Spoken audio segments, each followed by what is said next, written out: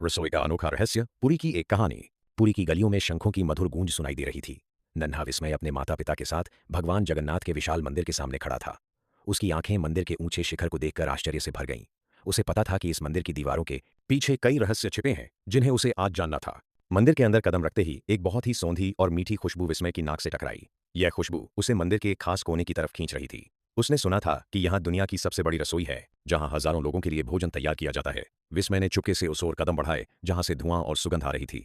रसोई के द्वार पर उसे एक बुजुर्ग व्यक्ति मिले जिनका नाम माधव था। माधव कई वर्षों से भगवान की सेवा में रसोई का काम संभाल रहे थे। उन्होंने विस्मय को देखा और अपनी सौम्य मुस्कान के साथ उसे पास बुलाया। विस्मय ने झिझकते हुए उनसे पूछा, क्या मैं देख सकता हूं कि यहाँ खाना कैसे बनता है? क्या मैं देख सकता हूं कि यहाँ खाना कैसे बनता है?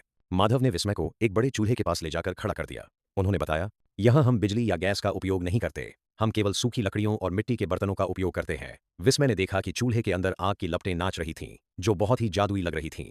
अचानक विस्मय की नजर चूल्हे के ऊपर रखे बर्तनों पर पड़ी और उसकी आंखें फटी की फटी रह गईं।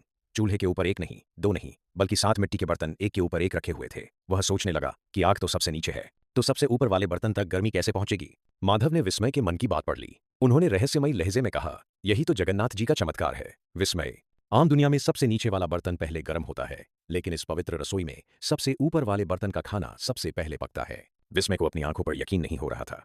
उसने ध्यान से देखा कि 7वें बर्तन के ऊपर ढके ढक्कन के किनारों से हल्की हल्की भाप निकलनी शुरू हो गई थी।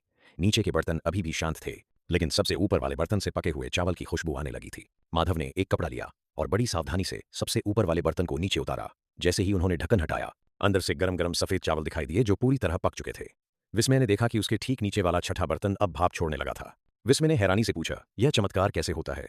माधव ने मुस्कुराते हुए कहा, बेटा, यहाँ केवल आग और पानी काम नहीं करते, यहाँ प्रभु की इच्छा काम करती है। यह रसोई माँ लक्ष्मी की देखरेख में चलती है, इसीलिए यहाँ सब कुछ अनोखा है। थोड़ी देर बाद विस्मय को एक केले के पत्ते पर वही ताजा महाप्रसाद खाने को मिला।